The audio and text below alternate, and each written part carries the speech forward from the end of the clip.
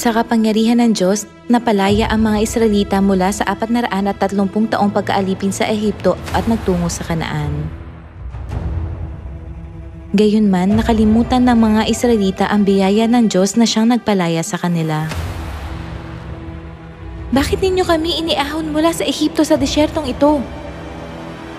Ang mga taong nagreklamo ay tinuklaw ng mga makamandag na ahas at namatay. At sinabi ng Panginoon kay Moises, "Gumawa ka ng isang makamandag na ahas at ipatong mo sa isang tikin at bawat taong nakagat ay mabubuhay kapag tumingin doon."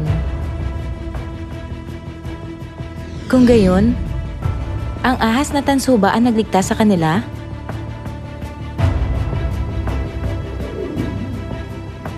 Hindi. Niligtas sila ng Diyos sa pamamagitan ng kanyang mga salita na bawat taong nakagat ay mabubuhay kapag tumingin doon. Gayunpaman, sinamba ng mga Israelita ang ahas na tanso sa loob ng daan-daang taon, iniisip na mayroon itong mahiwagang kapangyarihan. Nang pinagputol-putol ni Haring Hezekias ang ahas na tanso, pinuri siya ng Diyos at ginawa siyang matagumpay sa lahat ng ginawa niya. Bakit pinuri ng Diyos si Hezekias noong pinagputol-putol niya ang ahas na tanso?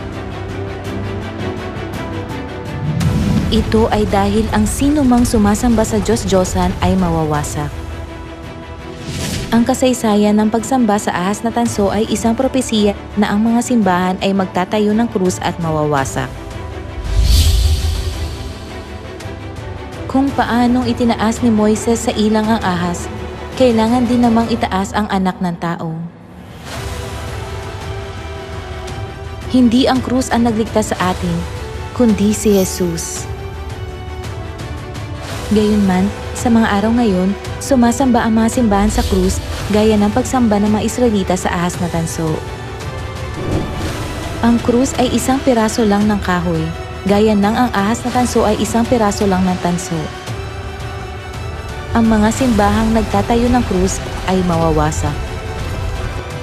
Magsilabas kayo sa Kanya, bayan ko, upang huwag kayong madamay sa Kanyang mga kasalanan at huwag kayong makabahagi sa Kanyang mga salot. Pakiusap, mabilis na magsilabas sa mga simbahang nagtatayo ng krus.